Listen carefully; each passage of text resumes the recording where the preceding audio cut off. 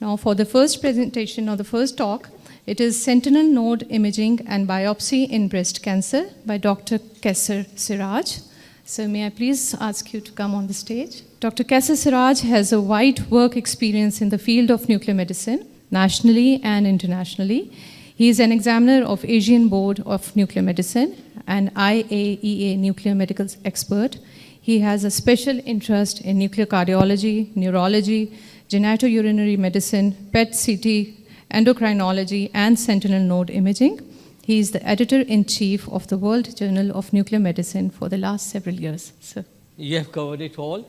I have been abroad for many decades, but I did start here in Pakistan together with Major General Amin Waqar, who recruited me into the first nuclear medicine facility that was not non-atomic energy.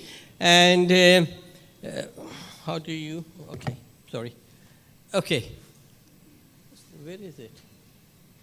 Sorry. So in addition to that, affiliations, I can just say that I joined nuclear medicine in the Army in 1980, graded specialization in nuclear medicine, 1982, MSc from the Royal Free Hospital after Amin, and then classified specialist in nuclear medicine.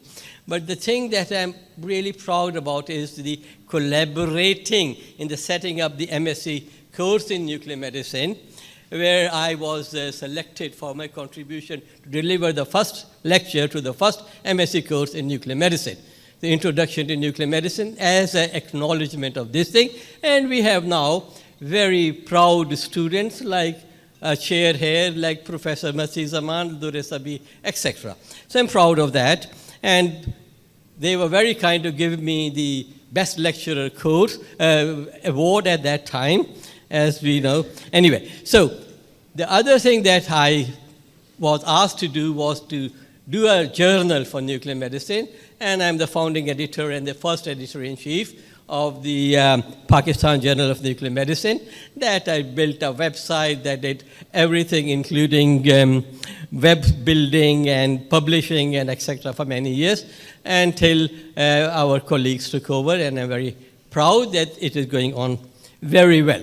Now, the outline of the talk, I'll talk about the sentinel node concept, the clinical context of sentinel node imaging in breast cancer, the indications, contraindication, radiopharmaceuticals, the mapping techniques, consensus and the controversies that still exist but are diminishing, planar and SPECT imaging cases will be shown, and then we come to a summary and conclusion. So, this is my clinical experience in sentinel node imaging. Was basically started at the Royal Hospital Hassler in Portsmouth Hospital Trust and the Portsmouth Hospital Trust, keeping Alexandra and St. Mary's Hospital, and then went to Kuwait and continued with it, etc. So this is all my experience of sentinel imaging. Basically, hundreds of cases that I have done personally, and I was a part of the axillary lymphatic mapping against nodal axillary clearance in the UK, and that's how we started. I've talked about it all over the world as an IAEA expert as well as an invited speaker. So the sentinel node, what is a sentinel node? It is the lymph node that traps the tumor cells and the radiocolloid-like foreign particles which are slowly phagocytized by the macrophage and histiocytes. It is the first node, classically, that is encountered by the lymphatics that drain a primary tumor, and then they drain into the second-tier lymphatics, and from there on they can go to the third-tier lymphatics. Now, the sentinel node concept in oncological surgery is based on two principles. One, the existence of an orderly and predictable pattern of lymphatic drainage to original lymph node bed, and the functioning of the sentinel node as an effective filter for the tumor cells. Once you identify the lymphatic spread at the time of initial treatment planning, it is really have an important pivotal role. If the sentinel node is free of tumor, then it is highly unlikely that the subsequent nodes will have metastasis, and complete axillary nodal A and D clearance can then be replaced by the less aggressive selective resection of sentinel nodes only, and the histological analysis can then concentrate on the nodes that are the sentinel nodes and detecting the chances of actually finding out the tumor. Now, I have to talk about the classical concept when we started and then how we had to modify it. Classical concept was, and it is the first node encountered by lymphatic draining from primary tumors, which we had to revise and have dimmed it. And I'll show you an example case. I started with melanoma imaging, and this young lady came up with a melanoma, 35-year-old female, amelanotic melanoma below the knee. And you can see the dynamic lymphoscintigraphy showing two major lymphatic channels, L1 and a minor lymphatic channel, L, leading to the node 1 and 2. And the node was dissected out, etc. And both nodes were negative for tumor. Unfortunately, because at that time the thing was to be the first node that is visualized, that node was taken, etc. In any case, so lots of patients did suffer, and there were revisions in the concept. And I'm going to give you the revision. Unfortunately, this young lady died. So the revised concept is sentinel node may not be the first node seen on the dynamic images because multiple lymphatic channels may drain at different flow rates, but they will certainly reach the node. And it is not the node necessarily closest to the lesion, because lymphatic channels can bypass several nodes and go to another node. So you need to take all of them out. And there may be more than one sentinel node. They may be draining to more than one lymphatic basin. So that's the sentinel node. It is the revised concept. What is the clinical problem here in breast cancer? Breast cancer is staged by the T and M grading system, the tumor size, the nodal status, the metastasis. Current imaging techniques, SPECT, PET, whatever it is, can define the parameters T and M, but they have a poor negative predictive value with a very low diagnostic yield for defining parameter N. So axillary nodal clearance now is the most powerful prognostic factor for the recurrence and survival. And if you do axillary nodal dissection, it is the procedure. And what a sentinel node is doing is supplementing or replacing it. Axillary nodal dissection to determine the lymphatic spread. The typical dissection, you remove 1 and 2 level nodes. The third one, of course, you don't do it because it has got postoperative upper limb edema, etc. Now, the problem with axillary nodal dissection are that the axillary positivity rate is 25%. So 2/3 of the patient or 3/4 of the patients may have unnecessary axillary nodal sampling of axillary clearance, and also complete resection is difficult. And in 1/4 of the patient may be missed, and the negative nodes later have recurrent disease. And also, once you remove the nodes, you remove a filter that will stop the spread of the tumor. And it has also have significant morbidity like postoperative lymphedema, seromas, neuromas, paresthesia, wound healing problems, etc., ipsilateral arm motion problems. Sentinel node biopsy and sentinel lymphoscintigraphy has now become the modality of choice for early breast cancer, and there is, you have to note that, no significant differences in overall survival or disease-free survival between axillary nodal dissection and sentinel node biopsy. So why do A and D? And one thing that you need to understand, why do you do that?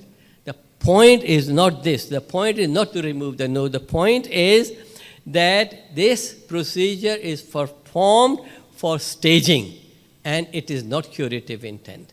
So that's why you concentrate, or the surgeons concentrate, on the axilla. Why? Because they need to stage the axilla. They are really not interested in the internal memory node, and if they were interested in the internal memory node, and those they are, it is not in their domain. They will have to get chest surgeons, and that's why those are missed, and we're going to discuss that later. Sentinel node biopsy becomes an alternative to routine axillary clearance, and is now, as I said, it allows for accurate staging, minimally invasive surgery, and spares the morbidity.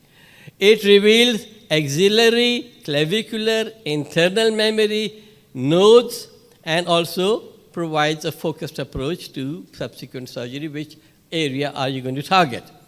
The clinical indications is indicated in early stage biopsy-proven breast cancer without cytological or histological axillary nodal metastasis, for which removal of primary tumor and axillary node dissection would be indicated. The contraindication, the absolute, of course, as you all know, is a clinically positive N1 axilla. The others I will discuss, but basically, as it will turn out, most of them are okay. So, radiopharmaceutical, 3 types of radiopharmaceutical. In the American, they have technetium sulfur colloid, big size, 15 to 5,000 nanometer. It can be filtered or unfiltered. Europe, and I think can believe in Pakistan also, we have the technetium nanocolloid, 4 to 10. 95% less than 80 nanometer particles, and the Australian Canadians, for some odd reasons, prefer technetium antimony trisulfide, which are very small sized particles. So what is the optimum, given the 3 different types of radiopharmaceuticals available? What is the optimum radiopharmaceutical? Size-wise, it should be 10 to 200 nanometer, fast and efficient lymphatic drainage, and causes satisfactory retention in the nodes. Smaller colloids are trapped in multiple nodes, and the larger colloids are slow. So, the techniques and protocols, there is no, I have to say, you may use periareolar, you may use this, you may use that. Nobody is right and nobody is wrong. So basically, there is no standard protocol. This is one nuclear medicine technique which is not standardized for detection of sentinel lymph nodes in breast cancer. Any protocol is deemed successful if you get 95, 96, 97, 98% of the nodes. It depends on a particular facility, your resources, patient population, etc., your competencies, and your own choices. There are deep techniques, peri, intra, and subtumoral injection, and superficial, which are intradermal, and then subcutaneous, subareolar, periareolar, which are known. The best technique, yield techniques, but the best technique is intradermal. It has got a sound anatomical and physiological basis. The dermal lymphatics are richer and faster, and they share the same lymphatic drainage as the underlying breast parenchyma. So deeper lymphatic drains into superficial lymphatics, and then they drain into the axillary nodes. It's intradermal technique is a practical technique. I prefer it, and I've always done it. A single injection with a small dose of 5 to maximum 10, 15 megabecquerel, and you always see within a couple of minutes, the axillary, the sentinel lymph node. And if you don't see it, it's the only case when you don't see it. I'll show you examples when it is occupied with the tumor. Or your technique is not good. The technique is very important, and as you say, it allows almost 100% identification rate, very reliable, and it's got a low false negative rate. We know about the equipment. You need to have syringes, alcohol swab, etc., the colloid, camera for visualization, and a probe. Different types of probes are there. So intratumoral injection has a problem with tumor spread along the needle track, and that's something all I'm going to say about it. The peritumoral injection, you go take an 8 mil, 2 here, 2 there, east, west, north, and south, and you inject it, and that's how I started with. But it takes a lot of time, and then I started with doing a little bit of intradermal, and it is the intradermal that actually was the one that won the thing. And And over a period of time, because we were doing it as an almanac trial, over a period of time, the surgeons became happy with it, and we abandoned the peritumoral injection, which is not optimal. And I said, background activity, etc., and they have problem with the upper quadrant tumors. So for the axillary tail tumors, you really need to give a very small dose. So after dermal injection, outside axilla is unlikely, so you don't see that many of the internal memory nodes. Of course, it is much higher when you do peritumoral injection, but you have to wait for a long time. Subareolar, periareal injection, they have the same sort of lymphatic connection, and theoretically it is possible, but the evidence is insufficient of a low false negative rate for the sub or the periareolar injection techniques to recommend their routine use, but people still do it. Anyway, intradermal injection, as I said, very good. The needle is put into an acute angle, a blob is sort of appears in there, and this is almost at the same level, and you should be able to see the tip of the needle, and when you see the tip of the needle, you think it may burst, but it never does. The skin is very resilient. I cover it with the Tegaderm, and then massage the injection site like so, and you see the nice bleb that comes up with a very good intradermal injection. So inject the patient, position under the camera, look on the persistent scope for the activity appearing. I do a 5-minute static image. You can get away with it if you don't want it. I like to have the satisfaction of a cobalt flood behind it so that the body silhouette is there. And you do not do dynamic lymphoscintigraphy with breast cancer. For melanoma, yes, because it has no additional value.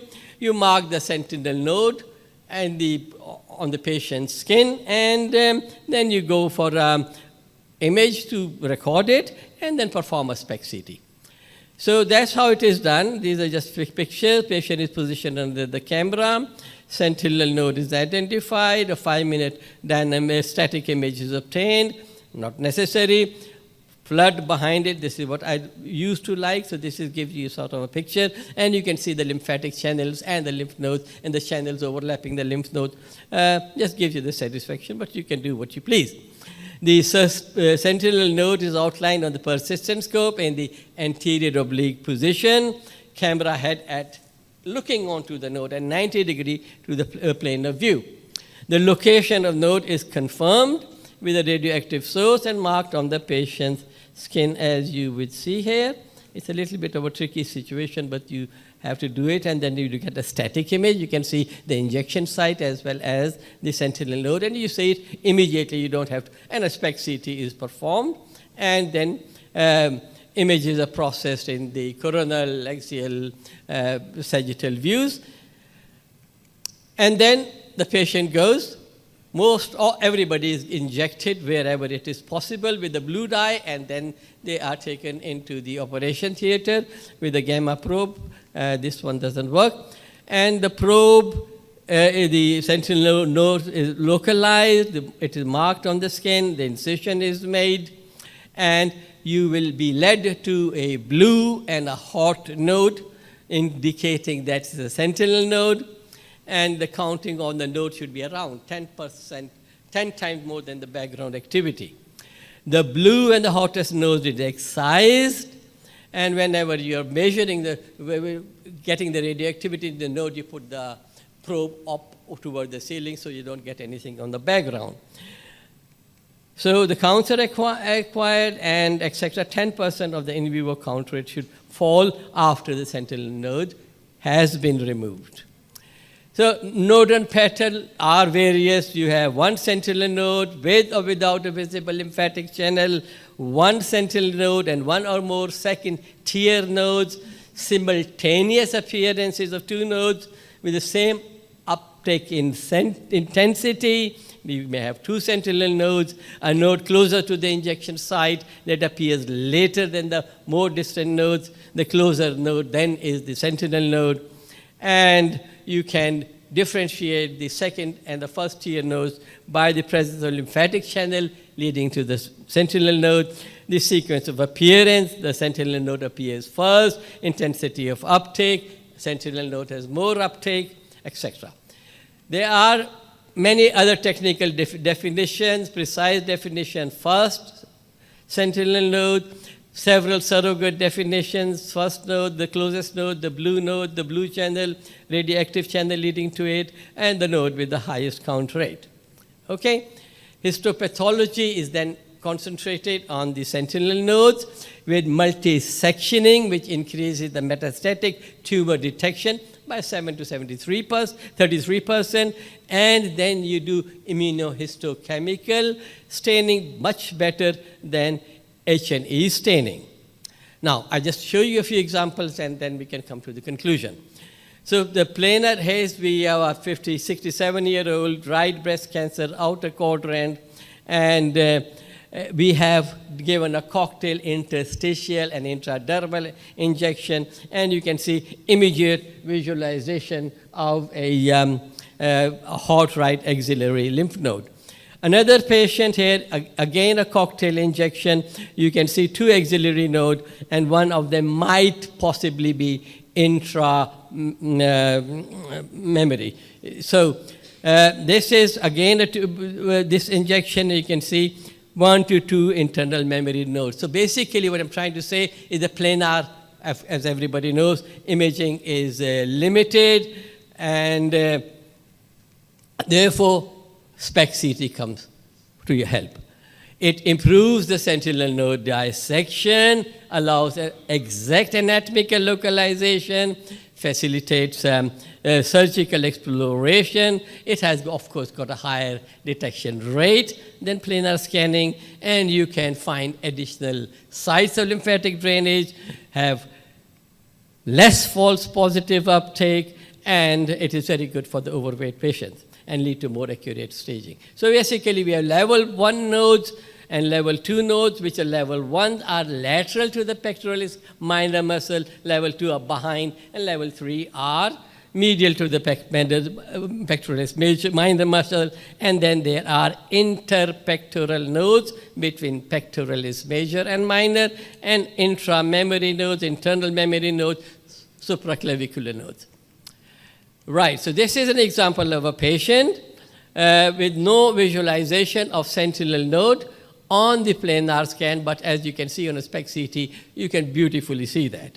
So it increases the sensitivity and detection of sentinel lymph nodes. Here we have on the planar 3 sentinel nodes. Are they intramemory or axillary? And when you do that, you see the SPECT-CT, you see axillary and internal memory nodes.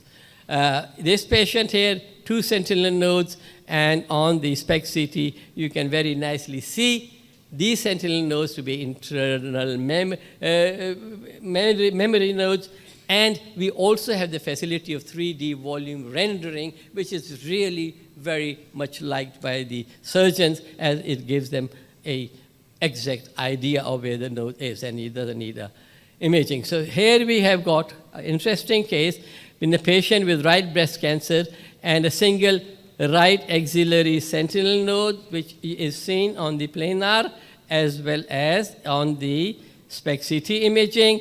And this is 2 nodes here, which the SPECT-CT shows, level 1 and level 2 nodes here. Okay? And then this patient, we have a planar showing 1 sentinel node, and the SPECT-CT again showing the level 1 sentinel node. This is the same one. Now, this is this is a scan I recently did. So we did the sentinel node that I just showed you, single exit, and then we did a FDG PET-CT scan. And this is the first patient where I had the FDG PET-CT showing you the sentinel node that was seen on the sentinel node imaging. Very interesting.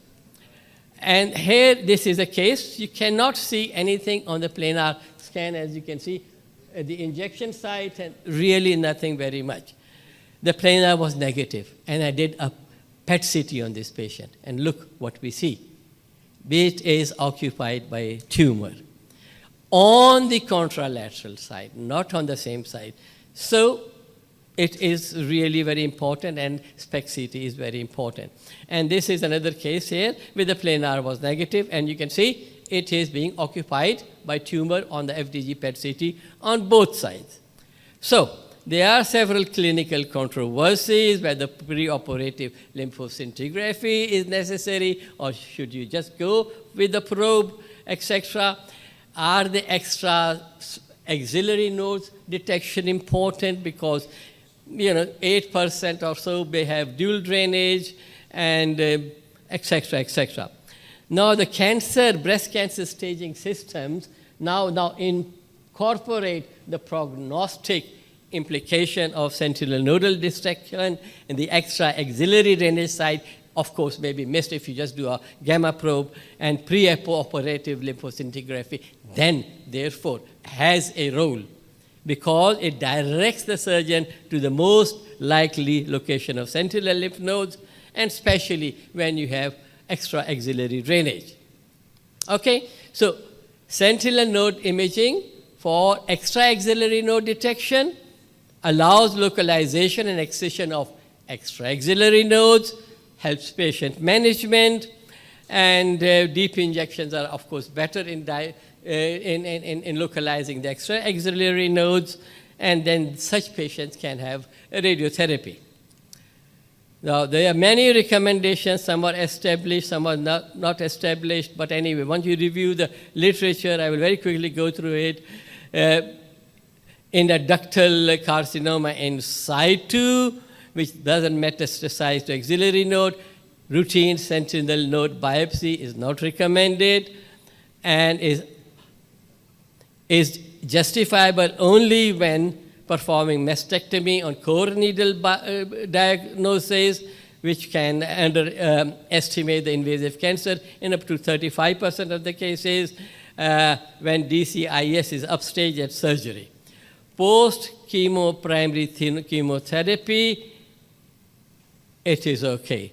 Multicentric, multifocal breast cancer, good. Previous breast biopsy, good. Post-anesthetic breast surgery, good. It has the same indication in males as females and also in pregnant patients. So in summary, false negative rate and axillary recurrence rates are similar, regardless of what injection you give, which injection site. If the goal is axillary staging only, then superficial tracer injections are preferable.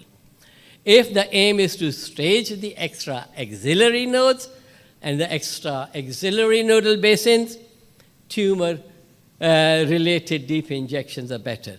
Dual injections that I prefer at some stages and some patients are a cocktail injections, have a lower false negative rate, and pre-operative lymphoscintigraphic mapping is highly recommended because it improves the accuracy, reduces the morbidity relative to just the use of handheld gamma probes. So in conclusion, it has become the sentinel lymph node biopsy de facto standard of care for axillary nodal staging in breast cancer, less morbidity as compared to A and D, and it is feasible and accurate in a wide range of practical settings. The methodology is robust, and it can withstand variations in techniques, increases the accuracy, and allows rapid and accurate pathological analysis. The indications of sentinel node biopsy have been extended and encompasses most indications in patients with breast cancer. Thank you very much.